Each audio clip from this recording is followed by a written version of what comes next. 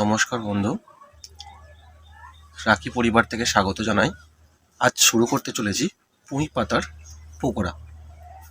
তো চলো পুঁই পাতার পকোড়া শুরু করা যাক।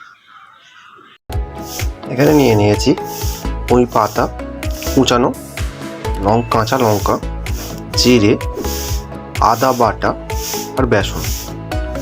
সব উপকরণকে একসঙ্গে মাখিয়ে শুরু করতে চলেছি পুঁই পাতার পকোড়া। দেখুন, পুঁই শাকের পাতা দিয়ে বেসন দিয়ে সব উপকরণ আস্তে আস্তে এক এক করে দিয়ে আমার হালকা একটা ভালোভাবে ড্রো তৈরি হয়ে গেছে।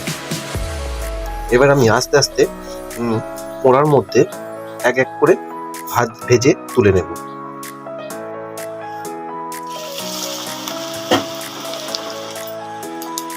আমার তেল আগে থেকে গরম হয়েছিল।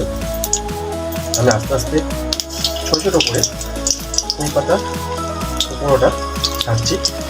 দেখে নেব আমার লাল লাল ভাবে ভাজতে। লাল লাল করে না ভাজলে খেতেও টেস্ট হবে না, আর মচমচ না করলে ভালো লাগে। আপনারাই বলুন। আস্তে আস্তে আমার ধীরে ধীরে লাল হচ্ছে পকোড়াগুলো। দেখুন,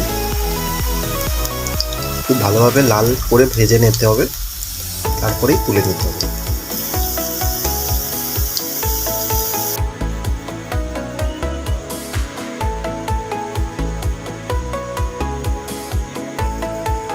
পকোড়া তো আস্তে আস্তে আমার রেডি হয়ে আসছে।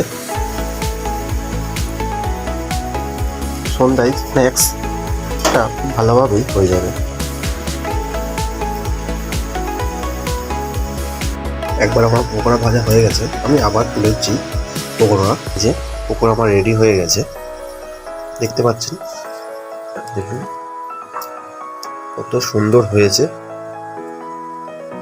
মচমচ করছে।